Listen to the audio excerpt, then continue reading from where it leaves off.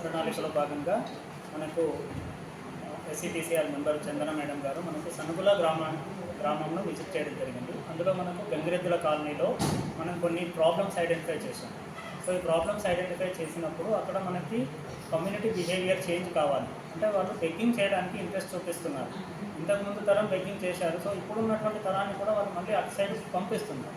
So ఇక్కడ break చేయాల్సిన అవసరం ఉంది అని చెప్పి మేడం మనకు చెప్పడం జరిగింది. సో ఇప్పుడు స్కూల్కి వెళ్తున్నారు, కానీ సెలవులు వచ్చినా లేదా వీక్లీ మార్కెట్ అయినా లేదా మనకి ఎక్కువ క్రౌడ్స్ ఉన్న జాతరలు జరుగుతున్నా పిల్లల్ని పార్ట్ టైంగా అక్కడ తీసుకెళ్తున్నాం. సో మేమేం చేసామంటే కొంతమంది పిల్లలతో మేము ఎంగేజ్ అయ్యి సో వాళ్ళు ఎవరెవరు వెళ్తున్నారు, ఎక్కడెక్కడికి వెళ్తున్నారు, ఏ విలేజ్ నుంచి ఎక్కువ వస్తున్నారు అనేది ఐడెంటిఫై చేసాం. సో దాంట్లో ఒక గ్రామాన్ని ఫస్ట్ మేము టార్గెట్గా తీసుకున్నాం. సో గౌరవ కలెక్టర్ గారు తర్వాత గౌరవ మెంబర్ గారు మాకు సూచనలు సలహాలు ఇస్తే వాళ్ళతోటి కమ్యూనిటీ బిహేవియర్ చేంజ్ తీసుకురావాలి. సో ఇప్పుడు మనం ఆ విలేజ్కి వెళ్ళినప్పుడు ఇంకా కూడా అది ఒక 10 సంవత్సరాల రిమోట్ ఏరియాలో ఉంది.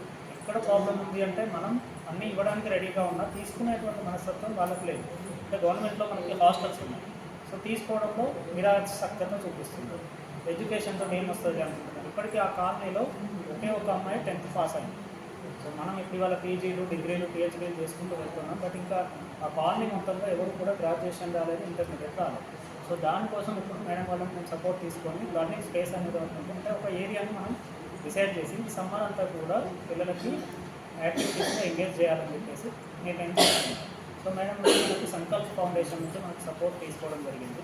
సో సంకల్ప్ ఫౌండేషన్ నుంచి మనకి ఇప్పుడు నోట్బుక్స్, 2 ఇంగ్లీష్ టీచర్లు అండ్ ఒక మనకి కుట్టు మిషన్ ఇన్స్ట్రక్టరు, తర్వాత పర్సనల్ హెల్త్ అండ్ హైజీన్ కాపాడుకోవడం కోసం కిట్ ఇవ్వడం జరిగింది. సో కిట్లో మనకి వాషింగ్ సోపు, తర్వాత bathing soap, hair oil, కోంబు, nail cutter and hand wash, ఒక టవల్, ఒక హ్యాండ్ కర్చీఫ్, ఇన్నర్ వేర్స్ ఇవన్నీ ఇచ్చుకుంటూ అండ్ ఒక బార్బర్ని అపాయింట్ చేశాం. మీకు ఎప్పుడు అవసరం అనుకుంటే అప్పుడు మీరు వెళ్ళి ఫ్రీగా హెయిర్ కటింగ్ చేయించుకోండి. సో నీట్గా ఉండాలి, మనం ఆరోగ్యం ఉంటుంది. సో ఎందుకు మనం తీసుకోవాల్సి వచ్చింది అంటే వాళ్ళకి నీట్గా ఉండకపోవడం అనేటువంటి ఒక విషయం మీద కాన్సన్ట్రేషన్ లేదు. ఎందుకు లేదు, నేను ఇట్లుంటేనే నన్ను ఇంకొక అతను బెగ్గింగ్కి వెళ్ళినప్పుడు డబ్బులు ఇస్తాడు. సో ఇంకొక కల్చర్లో వాళ్ళకి ఇన్హెరిటెన్స్లో వస్తుంది. అక్కడ బ్రేక్ చేయాలనుకుంటున్నాం. సో వాళ్ళ బిహేవియర్లో ఒక బ్రేక్ తీసుకురావడం కోసం వాళ్ళు కొనుక్కొని చేసుకో నీట్గా ఉండు అంటే కొంచెం వాళ్ళలో బిహేవియర్ చేంజ్ రావడానికి బ్లాక్ ఉంటుంది. సో ఆ బ్లాక్ను బ్రేక్ చేయడం కోసం మేము మేడం సపోర్ట్ తీసుకున్నాము. మా డీసీపీయూ టీము, తర్వాత మా సిడబ్ల్యూసీ సార్ వాళ్ళ సపోర్ట్ తీసుకొని సో ఈరోజు అక్కడ గౌరవ కలెక్టర్ గారి ఆదేశానుసారం ఈరోజు అక్కడ మనం కార్యక్రమం ఏర్పాటు చేయడం జరిగింది. సో అందులో మేడం సంకల్ప్ ఫౌండేషన్ నుంచి రోజీ గారు మనకి ఇవన్నీ మెటీరియల్ కూడా తీసుకొచ్చి ఇచ్చారు. వారికి జిల్లా సంక్షేమ శాఖ తరఫున, జిల్లా యంత్రాంగం తరఫున కృతజ్ఞతలు తెలియజేసుకుంటున్నాం. సో అట్లాగే మీ అందరి నుంచి ఇంకా సపోర్ట్ ఏంటంటే ఈరోజు ఒక్క గ్రామాన్ని మనం తీసుకున్నాం. ఇట్లాంటి గ్రామాలు నేను దాదాపు ఒక 10-14 ఐడెంటిఫై చేశాను.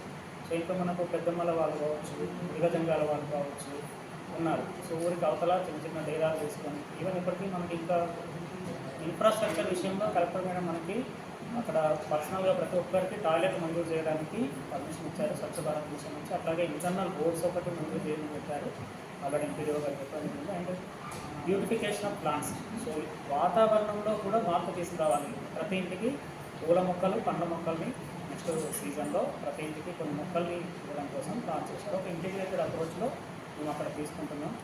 అందరి సపోర్ట్ తోటి మిగతా గ్రామాల్లో కూడా ఆ కుల పెద్దలతో మనం కొంచెం కాన్ఫిడెన్స్ చేస్తే మనం thank you. Foundation director and founder, Hyderabad based NGO అండి.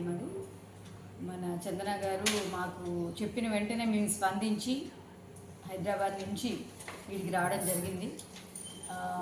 సార్ అండ్ మేడం చెప్పినట్టు మీకు అప్పటి నుంచి విజువల్ చూపేలే కదా, ఇక కటింగ్ చేయించినాము, నెయిల్స్ అన్ని కట్ చేయించినాము, స్నానం చేయించినాము, అనాథ పిల్లలు ఉన్నాడ వాళ్ళకి బట్టలు ఇప్పించినాము.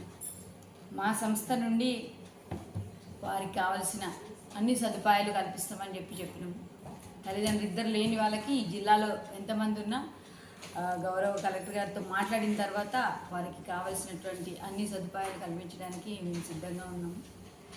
అంతేకాకుండా మన సార్ అండ్ మేడం వారి ఆదేశాల మేరకు ఈ జిల్లాలో ఏదైతే దత్తత తీసుకున్నారో అక్కడ కావలసిన అన్ని సదుపాయాలు కల్పించడానికి లైక్